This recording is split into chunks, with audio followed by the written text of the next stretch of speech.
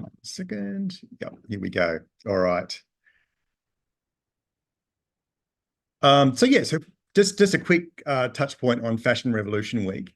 So for those who don't know, Fashion Revolution started in the wake of the Rana Plaza disaster. So in 2013, there in Bangladesh, there was a factory there, a building, and it had fashion workers working in there, selling clothes, and very lowly paid people. There's actually the reason it's such a big disaster is there was 1,134 people killed in that disaster, and that was a very avoidable tragedy.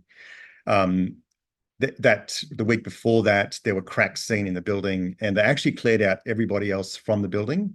Everyone was banned coming in except for the garment workers, which is just heartbreaking to think that they were thought of so poorly and not treated as human that they thought it doesn't matter if the factory collapses around them.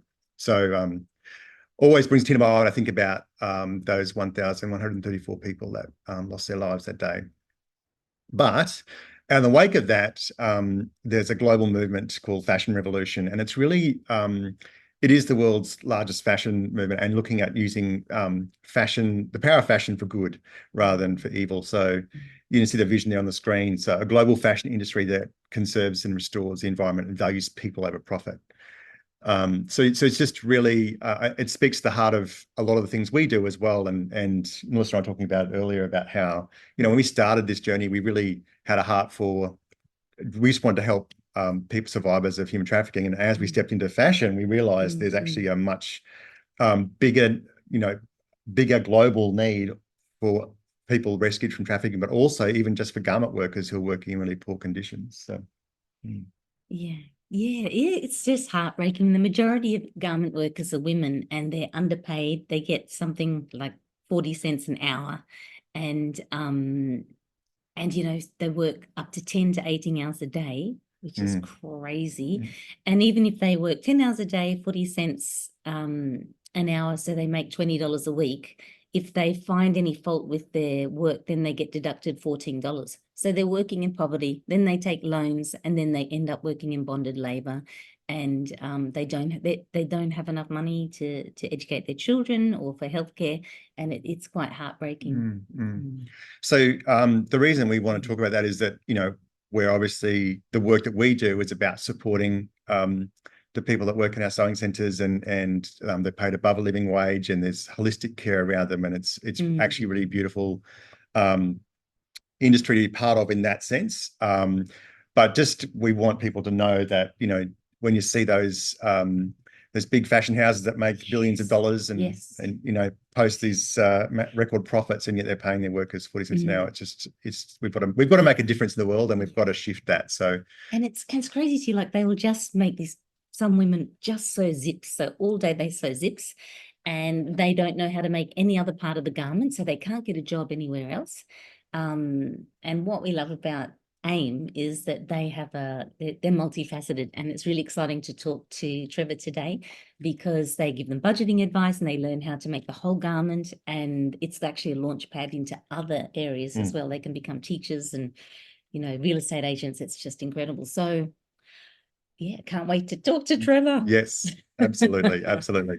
All right. So we'll step on then. So just, yes, this is the 10th anniversary. So if you jump onto our Instagram and Facebook page, and I sent a little note out this morning, I'd just love for everyone to be able to do that. If you go and search Pure Dreamwear and just add a comment into some of the posts there, that would just helps us so much.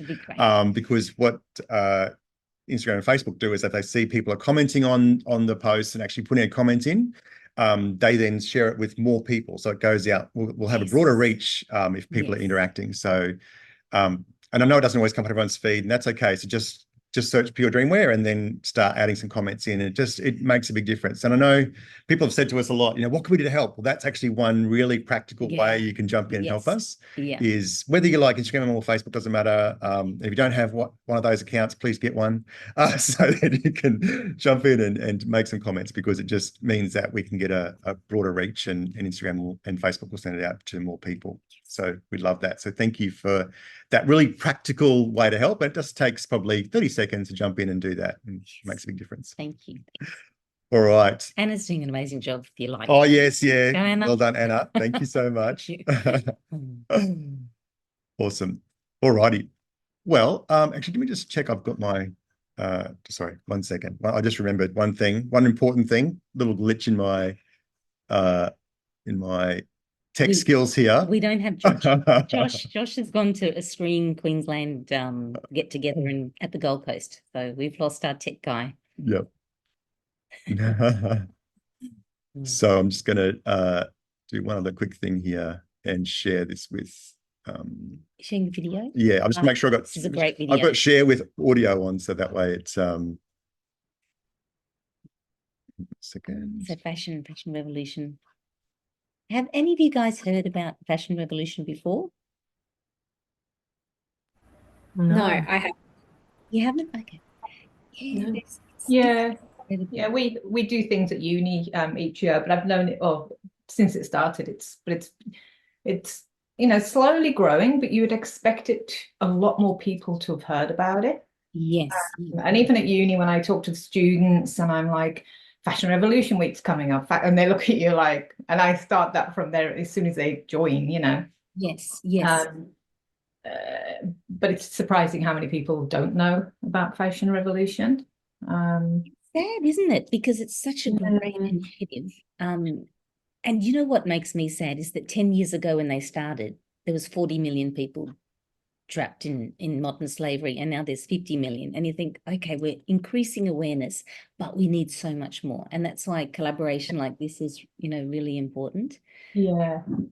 No, it is. We talk about it, and the more we get involved and we are aware of what's happening at Shein and all of this polyester fabric and these poor garment workers which are underpaid and working in poverty, the more awareness we have, the more we can make the right choices when we go to buy something. Yeah, and it's like that with the factories. I mean, they are so badly paid all over, and they do literally, one seam day in, day out if they're on the production line.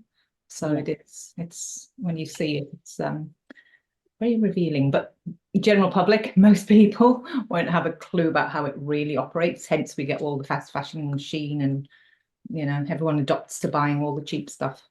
Yeah. That's right. And someone pays the cost that. Hey, Jackie, that's someone. Yeah. It's those workers that pay the cost. It's the human cost, isn't it? Yeah, it's a human cost. Yeah, and the more of the fast fashion brands and outlets go, people are just going to see bargains, and but they don't understand the story behind the bargains. Yes. Yeah, that's right. Yeah. Because even with students, I'm like, you've got to educate the consumer, but my God, that's hard. They just want a bargain. If they saw it, if they had videos of how your garment was made, like with Fashion Revolution, it might be a bit more aware, but yeah. Exactly. Yeah, that's right. Oh, that's fantastic. That's right. Thank you, Yeah, Jackie. thanks, Jackie. All right. Well, we're going to